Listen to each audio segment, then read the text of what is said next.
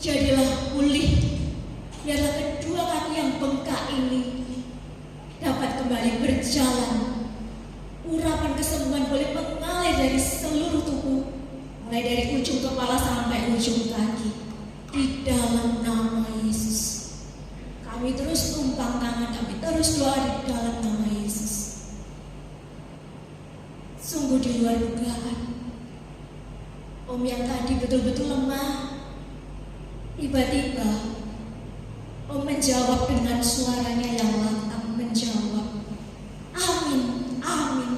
Terima kasih Yesus, terima kasih. Amin, amin. Kami masih terus merasakan urapan Tuhan pada saat itu. Dan setelah selesai berdoa, kami sungguh bisa merasakan Om punya kekuatan untuk berbicara dibanding dengan kondisi yang sebelumnya. Besoknya, yaitu hari Minggu, kami menghadiri pernikahan putrinya di gereja. Setelah selesai acara, kami mengunjungi Om atau mendatangi Om untuk mengucapkan profesian. Nah, di situ istrinya Om yang setia mendampingi segera menceritakan kepada kami bahwa tadi pagi tiba-tiba Om bisa berjalan sendiri menuju ke kamar mandi. Wow, puji Tuhan, luar biasa. Kami sungguh mengucap syukur karena kuasa Tuhan dinyatakan dalam keluarga ini.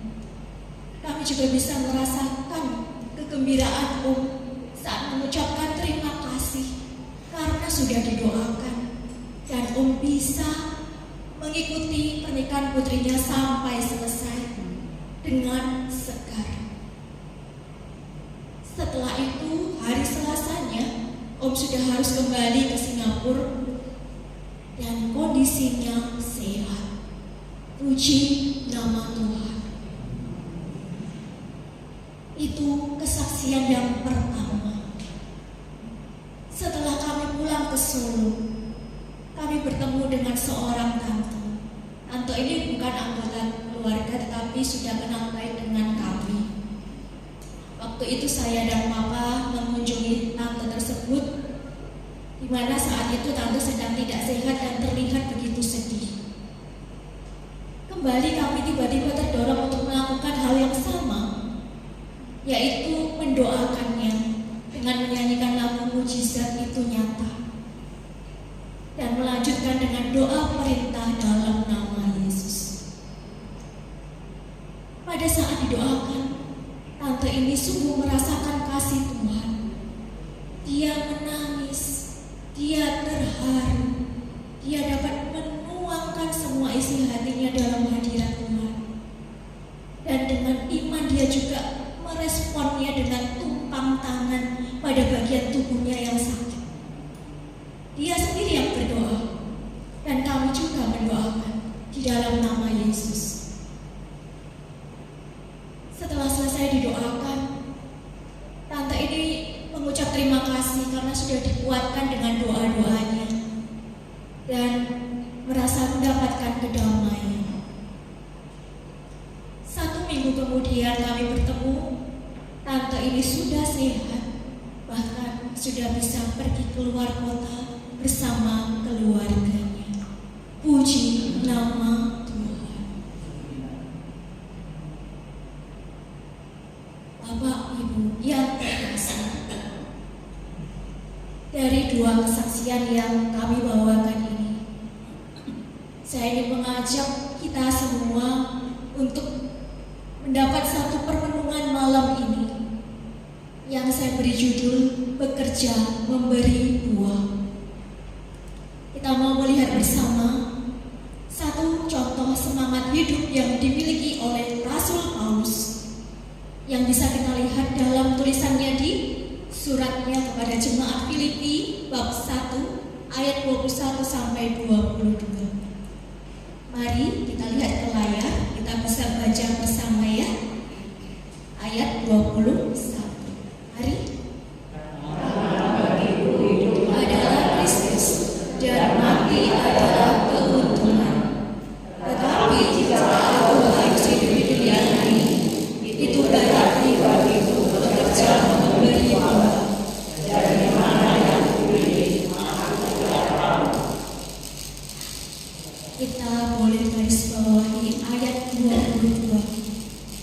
Tetapi jika aku harus hidup di dunia ini, itu berarti bagiku bekerja memberi buah. Bekerja memberi buah. Yang dimaksud buah tentu adalah buah keselamatan untuk jiwa-jiwa. Nah, pertanyaannya, bagaimana kita bisa membuat hidup kita ini berisikan dengan bekerja memberi buah? Saya menawarkan dua cara yang paling mudah dan sangat dekat dengan hidup harian kita, yaitu bersaksi dan mendoa. Bersaksi tentang apa ya kira-kira Bapak Ibu?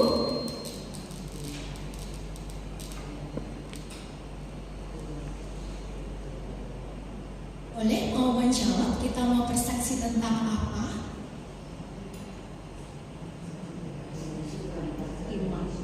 Tentang iman, tentang Tuhan Yesus ya. Boleh? Ya, kita akan bersaksi mengenai kuasa, kasih, dan kehadiran Tuhan yang sungguh nyata kita alami dalam hidup kita. Kita dapat ceritakan bagaimana ketika Tuhan menolong kita, bagaimana ketika Tuhan menguatkan, menghibur, menuntun, memberi jalan keluar, memenuhi kebutuhan kita, menyatakan kehendaknya melalui firman dan renungan, bahkan melalui perjumpaan kita dengan sesama. Kita tentu punya pengalaman kasih Tuhan dengan cara-cara itu. Kita bisa bersaksi kepada sesama, sehingga iman mereka pun juga boleh bertumbuh dan bertambah. Setelah kita bersaksi, tentunya kita boleh lanjutkan dengan mendoakan mereka. Ya, pada orang sehat dan orang sakit, kita percaya semua membutuhkan kesaksian dan doa. Namun di sini terlebih saya ingin mengajak kita untuk lebih perhatian pada mereka yang sedang lemah imannya.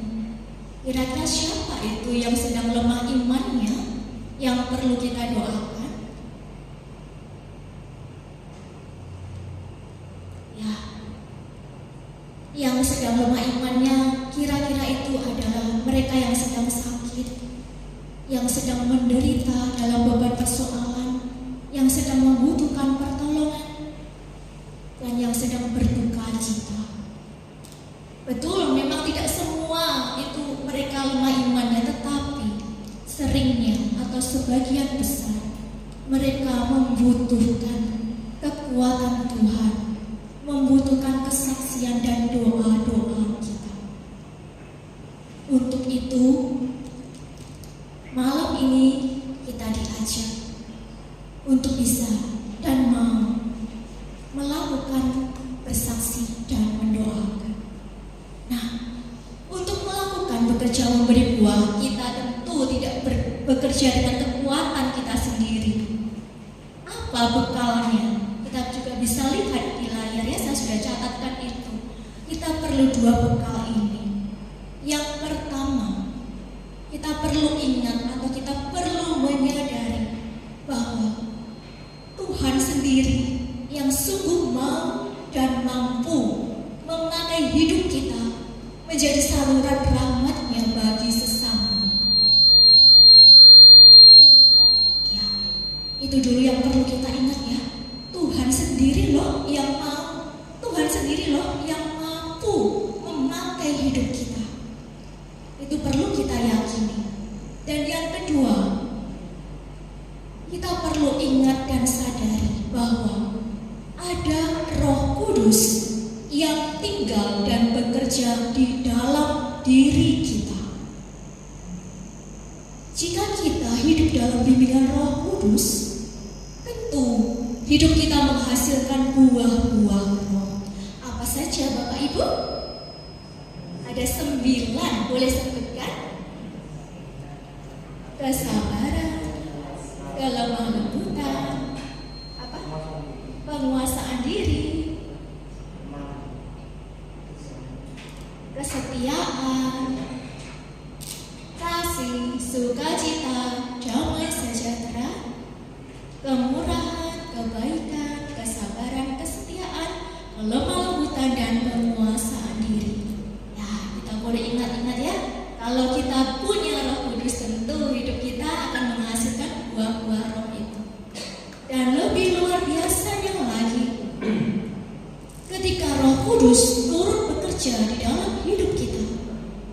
mujizat itu sangat akan mungkin terjadi. Jadi, pesan dari permenungan kita malam ini, melalui kesaksian tadi dan melalui permenungan singkat tentang bekerja memberi buah, saya mengajak Bapak Ibu untuk mensyukuri dua hal yang akan menjadi berkat yang akan kita bawa pulang malam ini dari PD Santa Maria. Yang pertama, marilah kita bersyukur untuk kuasa Tuhan yang dicurahkannya kepada kita melalui Roh Kudus yang tinggal dan bekerja di dalam kita, sehingga kita dapat bekerja memberi buah, menjadi kepanjangan kasih Tuhan bagi sesama yang membutuhkan kehadirannya melalui karya dan pelayanan kita. Yang kedua, mari kita bersyukur untuk kesehatan yang kita miliki, supaya kita dapat semakin giat bekerja memberi buah dalam kehidupan ini dengan cara-cara yang bisa kita lakukan. Khususnya malam ini saya mengajak sekali lagi ya, bersaksi dan mendoakan. Itu sebagai penutupnya. Dan pertanyaan untuk dijawab kita semua malam ini.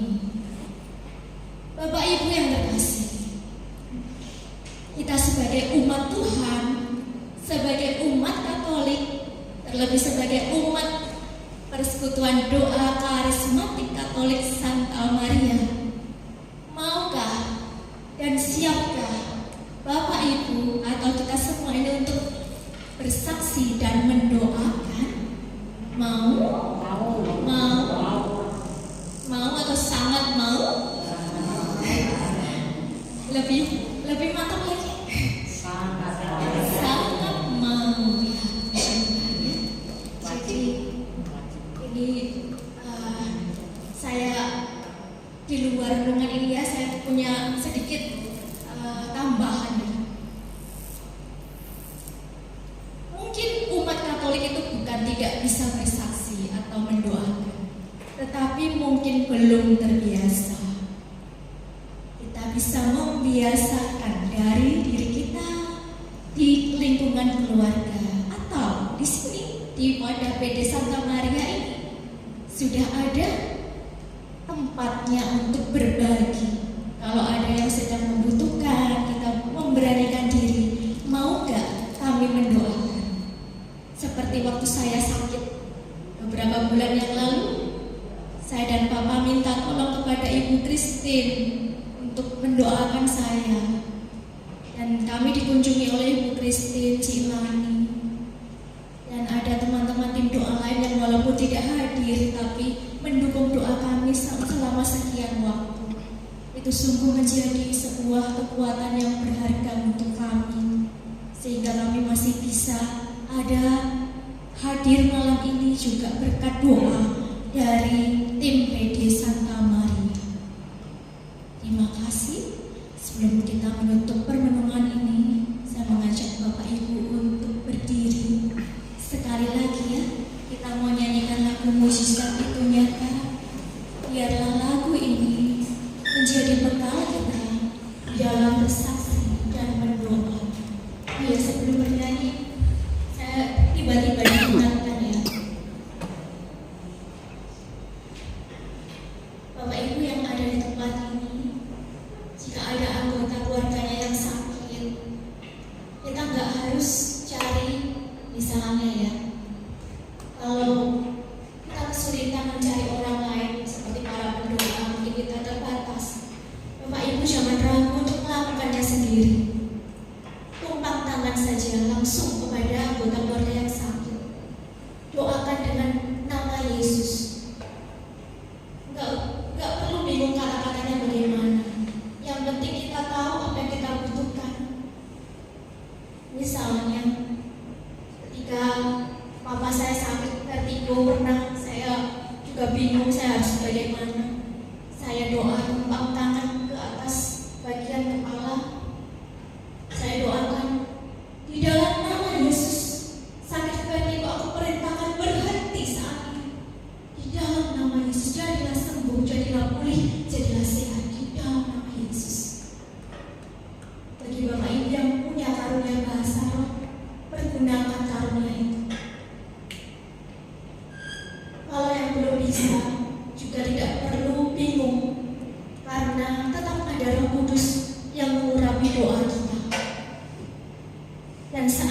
kita punya anggota keluarga di luar kota yang sedang sakit. Kami pernah melakukan mendoakan dengan cara imajinasi iman. Kita bisa menghadirkan dalam imajinasi kita anggota keluarga yang sakit. Kita hadirkan Yesus. Kita bayangkan Yesus sendiri yang hadir pada orang sakit itu dan menumpangkan tangan atasnya. Karena Tuhan Yesus bisa bekerja tidak terbatas pada ruang dan waktu. Maka malam ini kita sungguh banyak diingatkan kekuatan doa di dalam nama Yesus dan doa perintah dalam nama Yesus.